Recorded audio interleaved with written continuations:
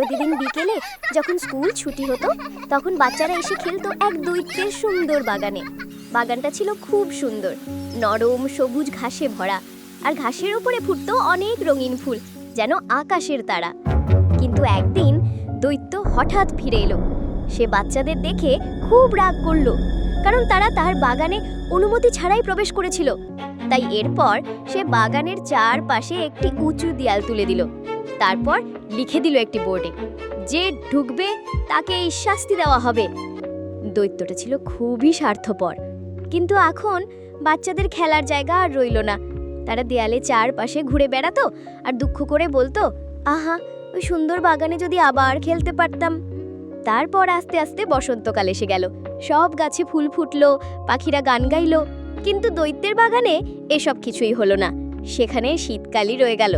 তার বাগানের গাছগুলো ফুল দিল না, আর পাখিরাও গান গাইল না সেখানে। দৈত্য ভাবতে থাকলো, কেন বসন্ত আমার বাগানে আসে না? কিন্তু সে কিছুই বুঝতে পারছিল না। এই সময়ে এক সকালে হঠাৎ সে এক সুমধুর আওয়াজ শুনল। একটি ছোট্ট পাখি তার জানলার বাইরে সুন্দর গান গাইছে। দৈত্য বাইরে তাকিয়ে দেখলো, এ কি আশ্চর্য দৃশ্য! বাচ্চারা আবার তার বাগানে খেলছে, আর তার বাগানও আবার আগের মতো ফুলে ফলে ভরে উঠেছে। আসলে বাচ্চারা দেয়ালে একটি ছোট গর্ত বানিয়ে ভেতরে ঢুকেছিল।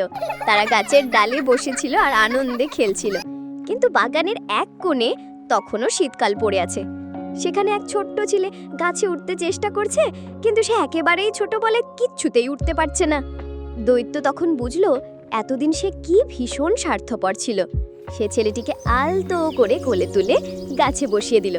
সঙ্গে সঙ্গে গাছটিতে ফুল ফুটলো আর পাখিরা গান গাইতে লাগলো। ছোট্ট ছেলেটি খুশি হয়ে দৈত্যকে জড়িয়ে ধরল। তারপর থেকে প্রতিদিন বাচ্চারা এসে বাগানে খেলতো। কিন্তু দৈত্য যাকে সে সাহায্য করেছিল, সেই ছোট্ট ছেলেটি আর ফিরে এলো না। দৈত্য তাকে খুব মনে করত, সেই ছেলেটিকে খুব মিস করত। আস্তে আস্তে বছরের পর বছর কেটে গেল। দেখতে দেখতে দৈত্যটি বুড়ো হয়ে গেল। তার শরীরও অনেক দুর্বল হয়ে গেল। সে এক বড় চেয়ারে বসে বসে শুধু বাচ্চাদের খেলা দেখত। এক শীতের সকালে সে তাই করছিল। কিন্তু হঠাৎ একে সে ভালো করে চোখ কচকে তাকালো। দূরে বাগানের এক কোণে সে দেখলো এক গাছ সাদা ফুলে ঢাকা, আর সেই গাছের নিচে দাঁড়িয়ে আছে সে ছোট্ট ছেলেটি। দৈত্য দৌড়ে গেল তার কাছে। সে জিজ্ঞেস করলো, তুমি এতদিন কোথায় ছিলে? কেন আমার কাছে ফিরে এলে না? ছেলেটি মিষ্টি হেসে বলল, একদিন তুমি আমাকে তোমার বাগানে খেলতে দিয়েছিলে, আজ আমি তোমাকে আমার বাগানে নিয়ে যাব। সেটাই হলো স্বর্গ।